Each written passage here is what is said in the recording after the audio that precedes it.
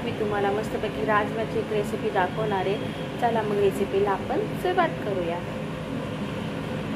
तुझ्या रेसिपीमध्ये तुमच्या मनापासून स्वागत आहे। आज मी तुम्हाला मस्तपैकी मसाला राजमा दाखवणार आहे। चला मग रेसिपीला आपण सुरुवात करूया।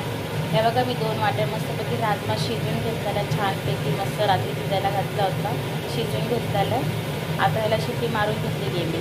फोडणीसाठी बघा आपल्याला तेजपत्ता, मीठ, लाल मसाला, तिखट मिरची, जिरा पावडर, हळद, राजमा मसाला, अद्रक, लसूण, 2 कांदे, 2 टमाटे हे मिक्सरला आपल्याला पहिलं बारीक करून घेऊया, ग्राइंड करून मस्तपैकी असं मसाला आपल्याला कच्चा भाजता येईल।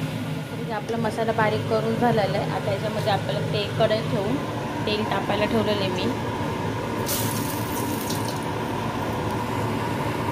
त्याच्यामध्ये आपल्याला मसाला टाकायचा,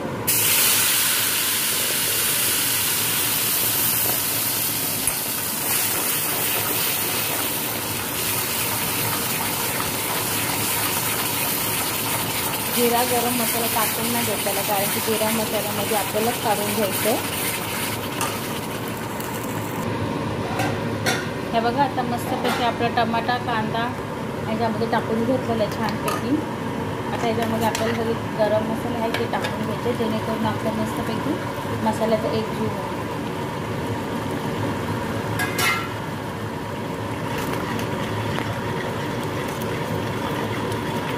मस्तपैकी आपला मसाला एक होईस्तर आपल्याला ह्याच्यावरती 10 ते 15 मिनटं झाकण ठेवून द्यायचं, जेणेकरून मसाला छान आपला तेलामध्ये मस्त फ्राय होऊन जाईल। शिजून घेतलेला आहे। आता तो आपल्याला थोडासा मिक्सरला बारीक करून घ्यायचा, जेणेकरून मस्तपैकी आपल्याला जाडसारखी अशी ग्रेव्ही होईल आपली राजम्याची, खूप चव छान उतरते।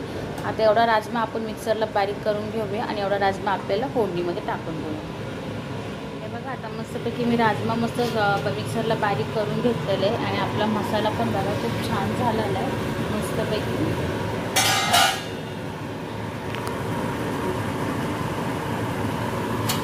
छान मसाल्याची टेस्ट खूप मस्त सुगंध येतो।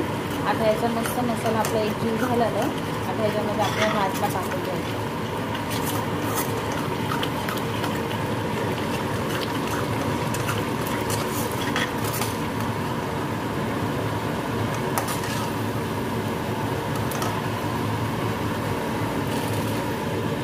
राजमा टाकून घेतल्यावर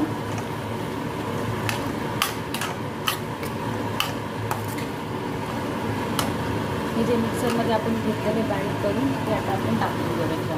आता आपलं मस्तपैकी बघू छानपैकी आपला छान झाला राजमा, खूप मस्त जाडसारखा।